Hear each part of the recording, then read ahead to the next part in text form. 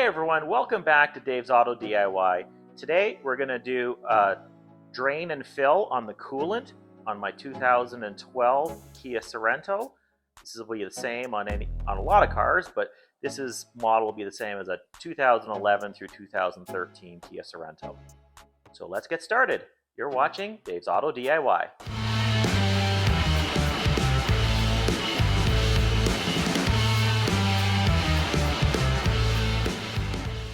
So I'm doing a drain and fill, which means I'm going to be draining about half of the coolant from the system and topping it up with a 50-50 mixture of new coolant.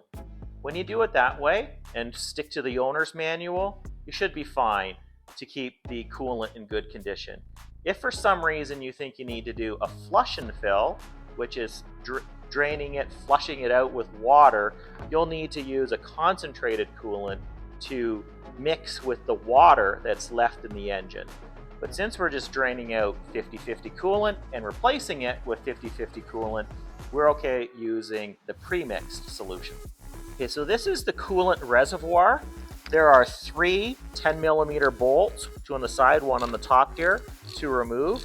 I will remove these and leave the hose attached just so I can drain this out.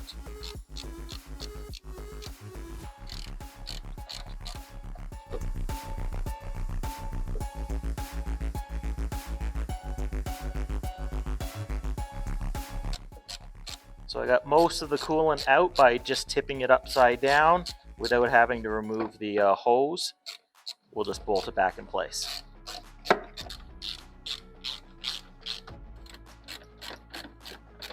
Position a drain pan under the hole under the front bumper, so on the front left side underneath, pretty close to underneath the rad cap. That's where it's going to drain out.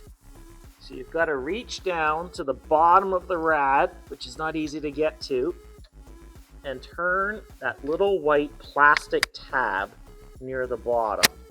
Turn it counterclockwise to loosen to be able to drain the coolant out. You have to make sure your engine is not hot. You don't want to open your rad when it's hot. It can be under pressure and you can get sprayed with very hot water. This car is cool. You turn the rad cap, you have to press a little bit to remove it. While it's draining, I will just fill up the reservoir to the line, somewhere between the low and the high line on the side of the reservoir.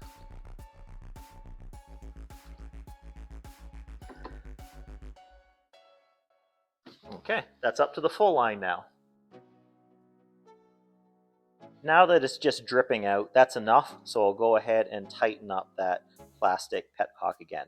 Reach down in again and we'll turn it back clockwise until that plastic petcock is tight. Take your old coolant to hazardous waste disposal.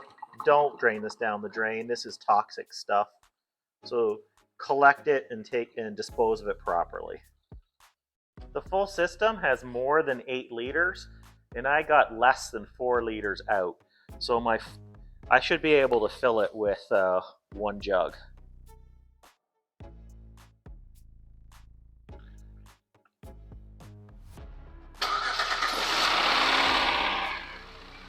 So then go ahead and start your engine so that the coolant starts circulating.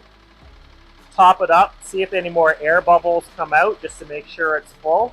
And after it runs for a while and no more air bubbles are coming out, we can put the rad cap on and we're done.